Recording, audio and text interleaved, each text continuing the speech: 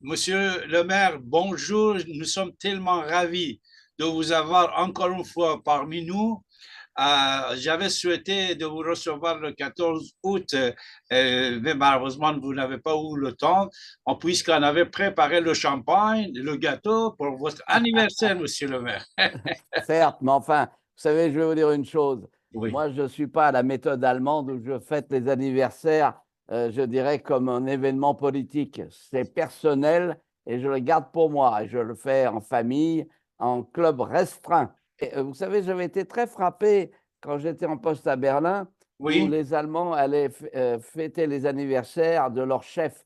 Je trouvais ça un peu obséquieux. Et donc, ça ne me plaisait pas beaucoup. Ça me rappelait, vous savez, lorsque les petites filles disaient à Adolphe bon anniversaire. Voilà.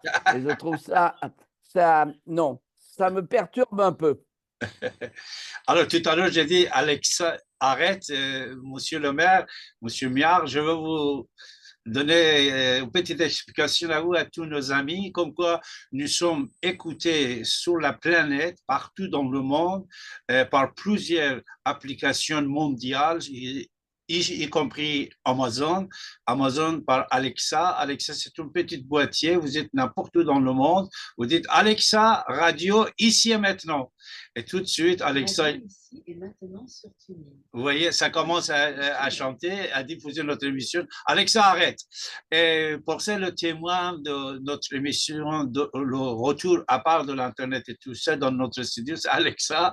Deuxièmement, nous sommes également diffusés par l'application Google dans le monde entier. C'est à part de moteur de recherche de Google et Amazon. Parce que même sur Google, si vous tapez ici et maintenant, nous sommes en première, on va paraître.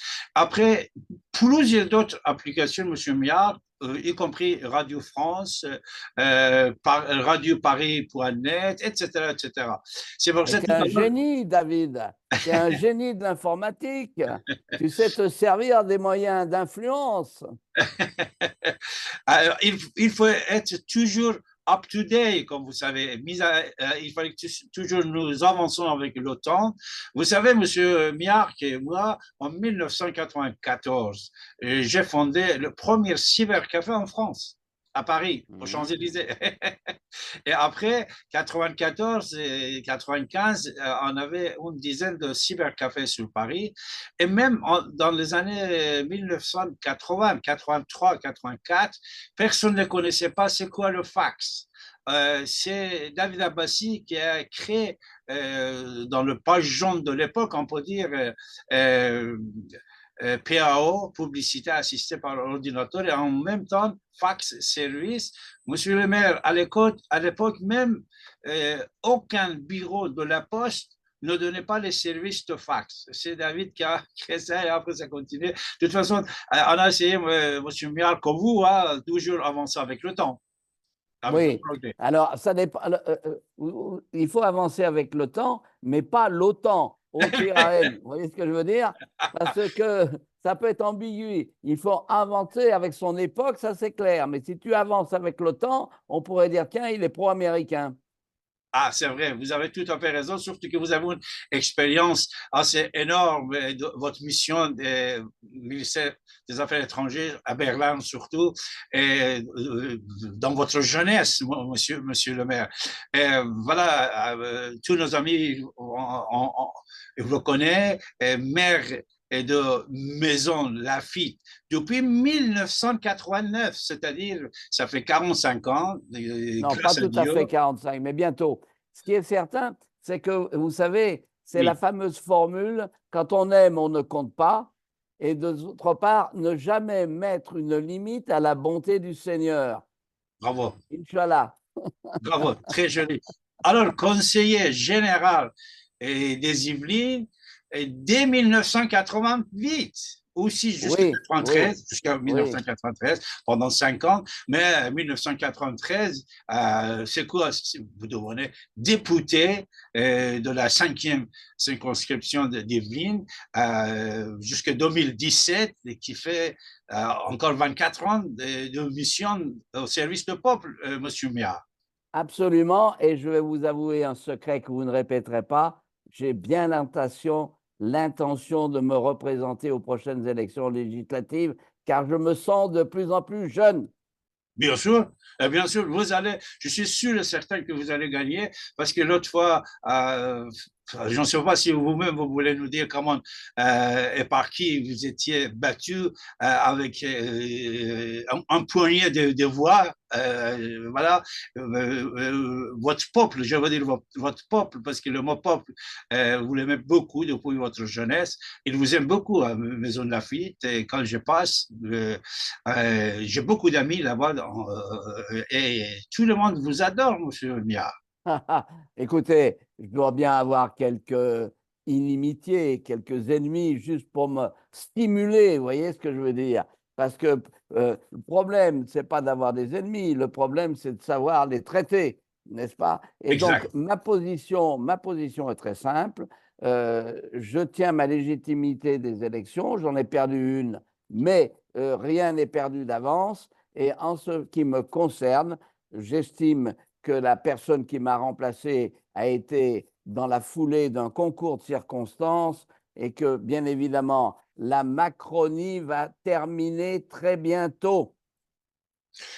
Et combien de voix il était avancé de vous, monsieur Ah, Mia? elle avait fait effectivement, je dirais, un bon score, mais ce qui est certain, c'est que j'étais bien sûr au deuxième tour, mais que c'était perdu d'avance compte tenu, c'était la vague Macron. Vous voyez ce que je veux Oui, dire? oui, oui, Il y bien avait sûr. une vague Macron, mais quand vous avez une vague, vous avez toujours un ressac, c'est-à-dire ça revient en arrière. Et à Oui. mon avis, la prochaine fois, je ne doute pas que j'aurai toute la capacité à battre les macronistes. C'est aussi simple que ça. Monsieur Macron, ça va bientôt se terminer avec aussi toutes celles et tous ceux qui s'étaient embarqués sur le Titanic Macron. Pourtant, vos amis, ils collaborent avec lui, ils sont dans le gouvernement dès le départ.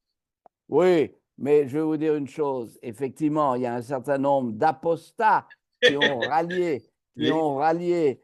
Macron. Mais pour ce qui me concerne, je n'ai jamais changé de politique et de cohérence politique. Et David, je vais te dire une chose, c'est Oui. que la force d'un politique, c'est de pas d'être une girouette. La force du politique, c'est d'être cohérent avec ses convictions. Et ma cohérence politique, je l'ai depuis des années, depuis toujours, que ce soit au regard du destin national, que ce soit au regard de ce qui doit être une Union européenne rénovée, que ce soit au regard de la nécessaire indépendance de la politique étrangère française. Je ne suis pas un suiviste, je n'ai aucune confiance dans l'alliance avec un puissant. Ça, c'est depuis Phèdre, ça dure depuis 2000 ans et c'est la raison pour laquelle je veux que la France se donne les moyens de son destin, d'assurer son destin, de sa force militaire comme de sa diplomatie indépendante. Malheureusement, aujourd'hui, ce n'est plus le cas. La France est suiviste. Elle suit les ultra-européens et elle suit Washington tel un chien couchant, dirait Mao Tse-tung. Mais c'est le contrat de Marshall, c'est le contrat signé après la Deuxième Guerre mondiale que nous devons être aux bottes des Américains, monsieur Mia. Vous Alors, il faut savez, changer les lois. Et personne n'ose pas de parler, sauf Charles de Gaulle à l'époque, quand il voulait récupérer l'or de la France, on a dit, oh d'accord, on va vous donner. Mais il a dit, je ne veux pas de papier, je ne veux pas de dollars, je veux l'or. oui, Après vous même, savez, en plusieurs reprises, Charles de Gaulle, c'était unique. Vous savez que le mai 68 aussi, la révolution, la révolte et tout ça, c'était contre un complot, à mon avis, hein, c'est l'avis de David Abbassi, contre Charles de Gaulle. Mais il faut changer les lois parce que depuis, l'Europe, il est sous l'ordre des Américains depuis la alors, fin de la Deuxième Guerre mondiale, mon cher. Oui, David, mon cher. vous avez parfaitement raison. C'est qu'en réalité, aujourd'hui, en Europe, il y a une organisation politique qui est totalement sous la main des Américains, c'est l'OTAN. Il faut regarder les choses telles qu'elles sont. Ouais. L'Union européenne est une puissance économique, commerciale, mais on voit très bien aujourd'hui que la majorité de tous ces États font allégeance aux États-Unis et que c'est contraire à nos intérêts. Ça ne signifie pas que, bien évidemment, on doit ignorer les États-Unis, mais en ce qui me concerne, je veux que la France soit indépendante et elle n'est pas là pour obéir aux ordres de Washington ou du Kremlin, parce qu'il ne s'agit pas d'aller embrasser, comme je le dis souvent, Poutine sur la bouche.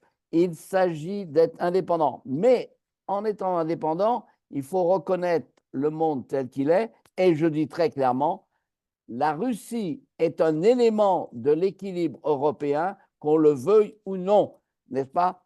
C'est un grand pays, c'est une très belle culture. Les États-Unis ont également aussi une belle culture, mais nous sommes et nous devons être indépendants et nous devons être un équilibre entre ce qu'est la puissance américaine et ce qu'est bien évidemment la Russie. Ce serait une faute historique que de s'aligner sur un camp et ignorer l'autre.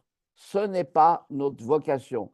J'ajoute que, bien sûr, nous avons, nous Français, même s'il y a eu beaucoup de vicissitudes, nous avons eu avec la Russie en 1914 et ensuite plus tard, non pas en 39-40 parce que Staline nous a tiré un coup de poignard dans le dos, mais ce qui est certain, c'est qu'on voit très bien qu'aujourd'hui, pour assurer la paix en Europe, il nous faut avoir des relations avec la Russie.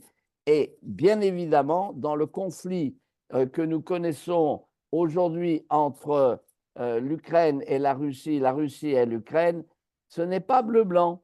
Il ne faut pas croire que, bien évidemment, c'est Poutine qui a tous les torts. Il a des torts, c'est évident, mais il est non moins certain qu'il s'est passé beaucoup de choses et qu'il y a une proto-histoire qui ne peut pas être ignorée. Même les Américains l'ont dit. Je vais vous citer George Kennan.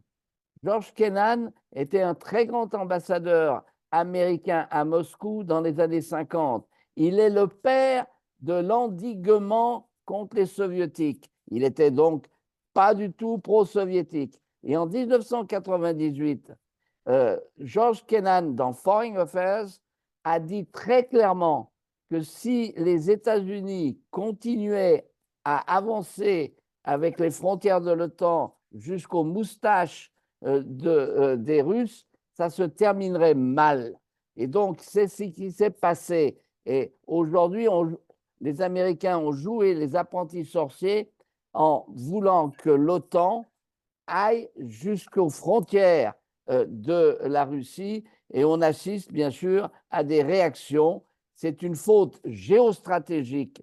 Ça ne signifie pas que la Russie a tous les droits. Ça ne signifie pas qu'on doit embrasser Poutine sur la bouche, comme je dis, mais ça signifie qu'on doit prendre en compte les réalités telles qu'elles sont. Ne jamais oublier qu'effectivement, Maïdan, ça a été une aventure de la CIA, ça a été un coup d'État anti-russe organisé par les Américains, qu'on ne vienne pas me dire le contraire. Et aujourd'hui, on va parler d'actualité. Vous savez qu'il doit y avoir un accord qui est signé entre la France, l'Allemagne et l'Ukraine pour, je dirais, un accord de sécurité. Eh bien, c'est une faute. Ce que nous devons faire, c'est prendre des initiatives pour amener la paix rapidement. Car continuer à faire la guerre par proxy, c'est-à-dire en faisant casser la gueule aux jeunes Ukrainiens en leur fournissant des armes, ce n'est pas rendre service à l'Ukraine, car tôt ou tard, de toute façon, elle ne gagnera pas la guerre. Donc il faut maintenant une solution politique. Il faut avancer et bien sûr, il y aura certainement, bien sûr, je dirais, des sacrifices à faire, mais il n'en demeure pas moins que la seule solution, c'est une solution diplomatique et politique et que cette guerre par proxy doit cesser. Et les Occidentaux, pris largement, c'est-à-dire l'Europe et aussi, bien sûr, les Américains, en fournissant sans arrêt des armes à l'Ukraine, ils ne favorisent pas la sortie de la crise et ils font tuer, malheureusement, des jeunes Ukrainiens et aussi des Russes à longueur de temps. Nous avons là une responsabilité étonnante. Et aujourd'hui, je le dis, la signature de cet accord de sécurité qui parle d'interopérabilité des armes, il faut arrêter. Je vais vous dire d'une manière générale, lorsqu'on voit sur les chaînes françaises beaucoup de généraux qui parlent, alors les généraux, là, en ce moment, ils sont à leur aise. Un général, lui, bien sûr, il a un instrument de l'armée et son métier, c'est de se préparer et de faire la guerre si nécessaire. Eh bien, je trouve aujourd'hui qu'on les entend un peu trop et que les politiques devraient reprendre la main en disant oui, tout ça est très bien. Moi, je ne crois pas que Poutine va être à 2 étapes du Tour de France de Paris. Je suis convaincu qu'il ne va pas attaquer des pays de l'OTAN parce que ça change de dimension. Donc, il faut trouver une solution. J'ajoute qu'il y a maintenant plus d'1 an, il y avait la possibilité de trouver une paix. Ça avait été à Istanbul et Ukrainiens et Russes étaient d'accord. Et comme par hasard, c'est les Américains qui lui ont dit non, pas du tout, on ne peut pas accepter ça. Et bien évidemment, on va fournir des armes. Pourquoi? Ben parce que c'était dans l'intérêt d'un certain nombre d'intérêts américains à fournir des armes, à vider les stocks et à relancer, je dirais, l'industrie de la guerre. Ce n'est pas tout à fait, je dirais, ce que nous souhaitons. Ce n'est pas ce que nous devons faire en Europe. La France doit se départir, doit prendre ses distances de cette politique aventureuse. Et comme le disait mon ami Henri Queneau, il est clair aujourd'hui que les Européens avancent comme des somnambules vers ce qui pourrait être une catastrophe guerrière. Parce que ne jamais oublier qu'en 1914, on sait très bien comment ça s'est passé, c'est par l'engrenage, je dis bien l'engrenage des alliances, qu'on a eu cette catastrophe de la Première Guerre mondiale. Ce qui ne signifie pas qu'en 1914, il ne fallait pas, je dirais, faire l'union sacrée. Ce qui ne signifiait pas que, bien évidemment, nous n'avions jamais admis la perte de l'Alsace et de la Lorraine. Mais il n'en demeure pas moins qu'aujourd'hui, il faut se méfier des engrenages d'alliances qui nous conduisent dans le mur, surtout, je dis bien surtout, que l'affaire ukrainienne, c'est une vieille histoire. Elle n'a pas commencé en 1945 ou 42, elle a commencé en 1919, où il y a eu les Allemands qui avaient perdu la Première Guerre mondiale, avaient poussé les Ukrainiens à se révolter contre la Pologne. Il y a eu 80 000 Polonais qui ont été tués. Et puis ensuite, Staline a repris la main sur l'Ukraine. Vous savez que lorsque les nazis sont arrivés en Ukraine, ils ont été accueillis à bras ouverts par les Ukrainiens qui sont devenus très souvent des gardiens des camps de concentration, il faut le savoir, et que lorsque Vassili Grossman est arrivé, je dirais, en Ukraine, il a constaté que c'était ses compatriotes qui avaient massacré les Juifs et sa mère en particulier. Hein. Il était le correspondant de l'Armée rouge. Donc vous voyez bien qu'il y a une proto-histoire, il y a des haines ancestrales, qu'il y a une partie de l'Ukraine, effectivement, qui est une Ukraine nationaliste qui tire vers l'Allemagne, et il y a une grande partie ailleurs du Donbass qui est russophone. Alors, bien évidemment, il faut trouver des solutions. Quant à la Crimée, qu'on ne vienne pas me dire qu'elle n'est pas russe, il faut être sérieux. J'y suis allé à plusieurs reprises. Elle est russe, hein, elle est russophone, c'est évident. Et dire que, bien évidemment, c'est anormal qu'elle ait été, je dirais, annexée, c'est oublier qu'à plusieurs reprises, les gens de la Crimée se sont prononcés pour la Russie. Et ce n'est pas parce qu'aujourd'hui, il y a un certain nombre de drones ukrainiens qui viennent, je dirais, couler quelques navires russes en mer Noire, ce n'est pas pour autant que la Crimée n'est pas russe. Nous, Français, avec les Anglais, en 1854 jusqu'en 1856, on a fait la guerre de Crimée. Et au traité de Paris qui a conclu la guerre, il n'a jamais été contesté que la Crimée était russe. Il faudrait quand même le rappeler. Simplement, il est vrai qu'en 1954, Khrouchtchev, qui voulait se faire pardonner parce qu'il avait été un des soviétiques qui avait martyrisé à la suite de la guerre les Ukrainiens, avait annexé de manière administrative au sein de l'URSS, la Crimée à l'Ukraine, mais ça ne changeait rien, c'était au sein de l'URSS. Et à la chute de l'URSS, il y a eu un tel bazar, il y a eu un tel, je dirais, effondrement étatique que ça n'a pas été rectifié. Mais ça a été une faute. Et il est clair, aujourd'hui, qu'est-ce qu'on constate? Qu'en Crimée, les langues sont maintenant toutes autorisées, que ce soit celles des Tatars, que ce soit les Ukrainiens ou que ce soit les Russes. Il faut quand même le dire. Et moi qui y suis vrai, il y a une très intéressante, d'ailleurs, étude faite pour le Conseil de l'Europe par un Suisse, un ambassadeur suisse, qui montre que, je dirais, les identités, qu'elles soient ukrainiennes, linguistiques, tatares ou russes, sont respectées en Crimée, et ce n'est pas la dictature comme on veut nous le faire croire. J'ajoute d'ailleurs, ce qui m'a beaucoup choqué dans cette affaire, c'est qu'en commission des affaires étrangères, à longueur de temps, le gouvernement disait la seule solution, c'est le format Normandie, c'est les accords de Minsk 1 et 2. Et en réalité, Madame Merkel, il y a maintenant quelques mois, en 2023, a dit qu'en réalité, tout ça, c'était du pipeau, ce n'était pas un véritable accord, mais que c'était destiné, tenez-vous bien, à ce que l'Ukraine soit réarmée et qu'en réalité, ce qui a été confirmé par Hollande après. Mais on se fout de la gueule du monde.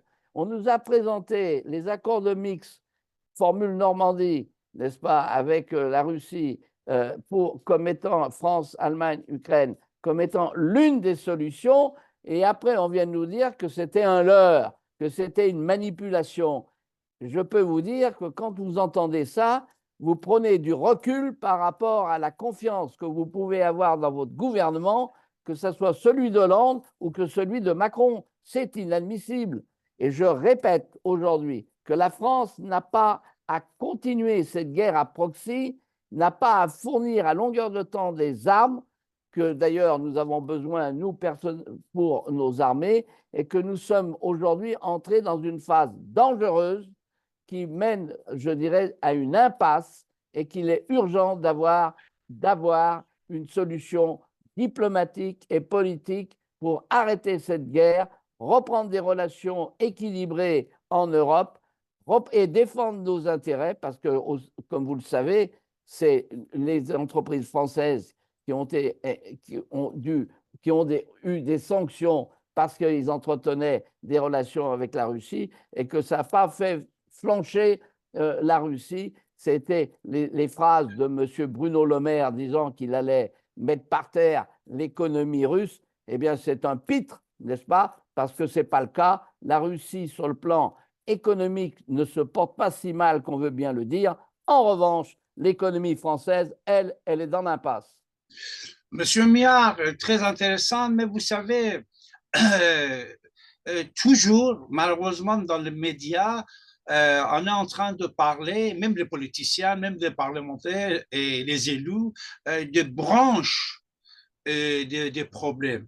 Jamais on n'arrive pas à parler de racines des problèmes, comme l'histoire de l'OTAN qu'on a parlé ensemble, comme l'intervention, on peut dire, le pouvoir que l'Amérique, les États-Unis là sur l'Europe. Jamais on ne parle pas, même, écoutez, ensemble on parle 30 secondes, après on l'oublie, on dit d'autres choses. Il ne faut pas oublier que malheureusement, vos amis à vous, de votre parti politique,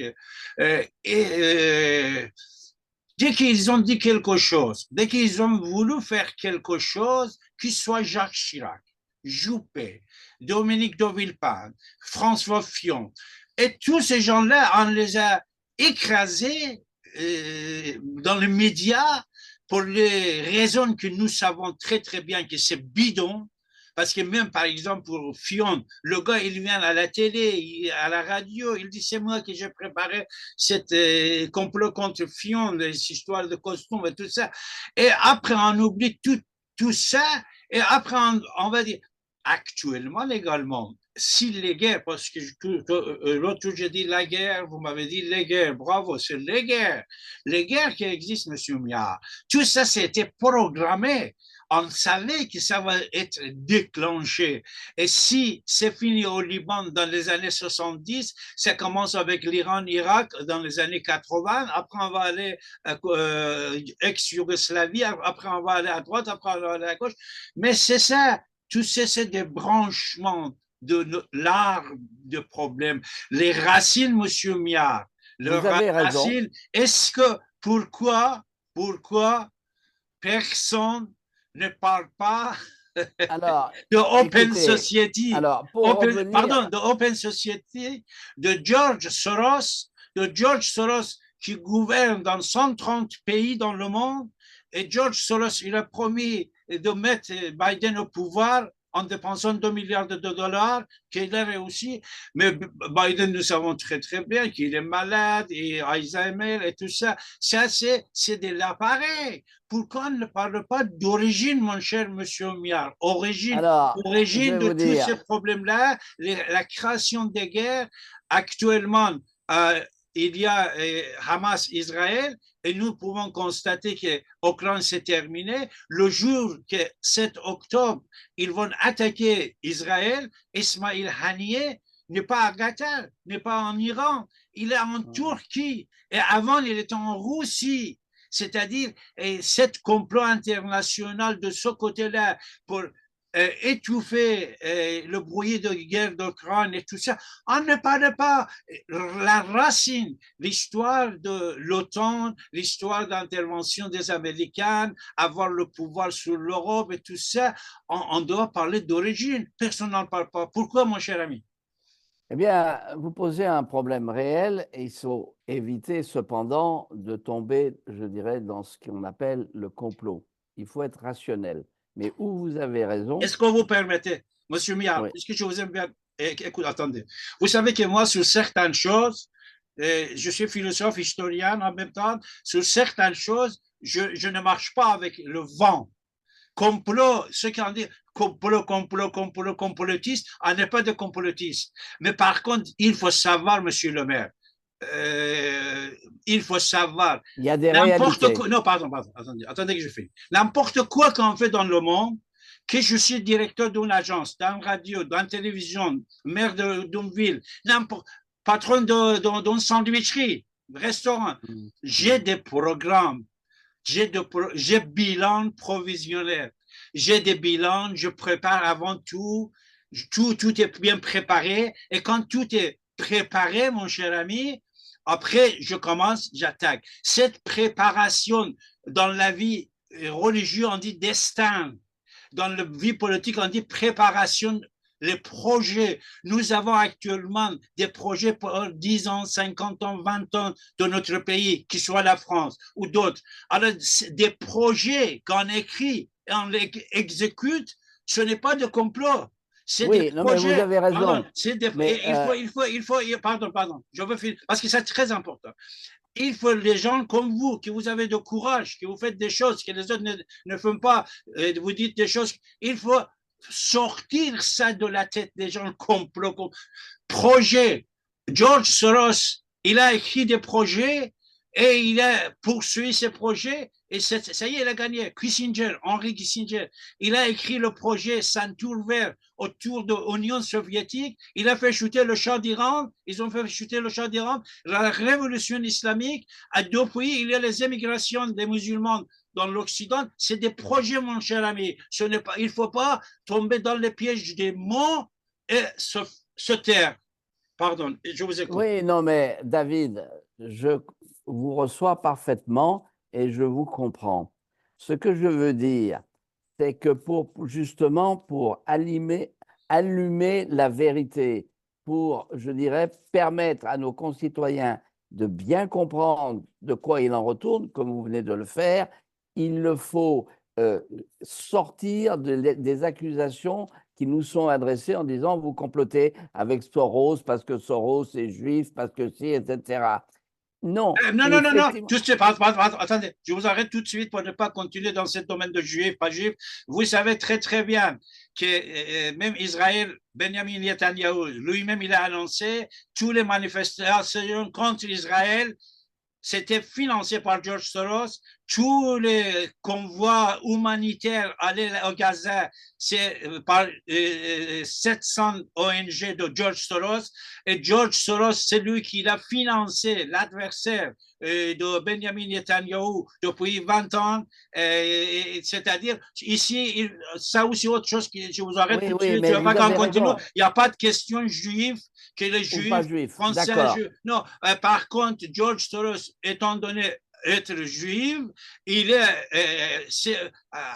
dans cette guerre de Hamas, nous pouvons constater que lui, il soutient certaines choses plutôt de côté des Palestiniens que de côté d'Israël, mon cher ami. Oui, Donc, ça d'accord. aussi, c'est Oui, autre oui, mais chose attendez, qu'il ne faut attendez. pas tout de suite coller aux juifs. Ah, lui, il Non, est non, juif, non, mais il est juif. attendez, attendez, attendez. Ce que je veux dire, c'est qu'il y a de multiples conflits. C'est-à-dire que vous pourriez avoir effectivement par le conflit ukrainien où effectivement Soros a des positions et qu'elles ne sont pas tout à fait identiques effectivement dans le conflit entre Israël et le Hamas à Gaza. Et donc c'est pour ça qu'il faut faire attention. Moi, mon objectif, effectivement, comme vous venez de le dire, c'est de démonter où tout cela nous mène. Comment se fait-il que, de manière très rationnelle, et on voit très bien que la guerre américano-polonaise, etc., du côté de l'Ukraine, elle n'est pas perdue pour tout le monde. C'est la mainmise américaine sur l'Europe. C'est aussi simple que ça. Et que ça, ce n'est pas Et le acceptable. détruire en plus, en même temps. Détruire l'Europe, Par un seul ce n'est marché. pas une emprise Oui, seulement mais voilà. économique, tout ça, c'est pour détruire l'Europe. Oui, et parce qu'il faut aussi comprendre que si les Polonais sont si pro-américains pour l'instant, c'est qu'il y a 13 millions de Polonais qui habitent aux États-Unis et que c'est des gens qui votent en interne aux États-Unis, hein, et c'est aussi simple que ça. Et donc, il y a, et puis les Polonais ont une histoire, il ne faut jamais oublier malheureusement que les Polonais ont été pris je dirais, en ciseaux entre Staline et les nazis. Et donc, leur histoire a été terrible. Donc, on peut comprendre les Polonais, mais il faut que moi, de mon point de vue de France, puissance à la fois nucléaire et puissance économique en Europe, c'est que je n'ai pas à coller à toutes les visions polonaises, car de toute façon ou non, il va falloir qu'on retrouve des relations pacifiques et normales avec la Russie. Or, aujourd'hui, la Pologne ne l'admet pas, mais il n'y a pas que la Pologne, il y a les États baltes. Je connais bien les États baltes, enfin, je les connais bien. J'y suis allé notamment à Riga et j'ai bien vu que ce sont des gens qui ont une trouille phénoménale que les Russes, soviétiques ou pas, remettent la main sur, bien sûr, les États baltes, ce que ne fera pas Poutine, puisqu'ils ont la garantie de l'OTAN, et qu'à ce moment-là, ça change de dimension. Mais aujourd'hui, ce qui me frappe beaucoup, et que je ne peux pas admettre, c'est ces commentaires perpétuels, que ce soit de Stoltenberg, que ce soit des généraux, en disant les Russes sont en danger, ils vont nous attaquer, il faut qu'on se prépare à la guerre. Euh, il faut toujours se préparer, je dirais, à se défendre. Mais je suis scandalisé par cette espèce de propos qui nous préparent à des choses dont on accuse les autres et peut-être qu'on en est aussi à l'origine.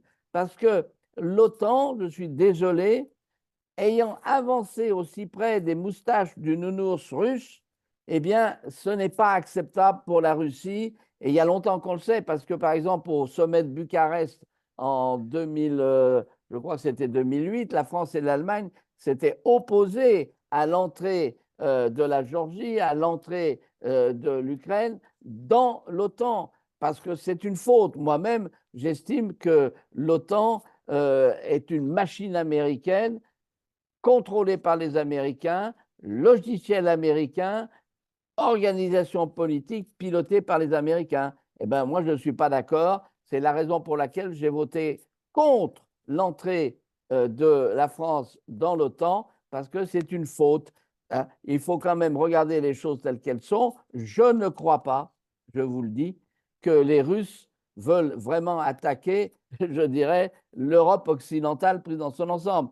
Tout ça, c'est du baratin. Mais c'est du baratin qui fait du mal, parce que ça crée des tensions. Et je vous le redis, on entend trop aujourd'hui des militaires parler, alors que je souhaiterais que l'on ait des politiques qui ramènent un peu de la sérénité et qu'on arrête cette guerre par proxy qui est dans l'intérêt de personne, ni des Ukrainiens, ni des Russes, et ni de l'Europe prise dans son ensemble. Nous sommes avec M. Jacques Miard.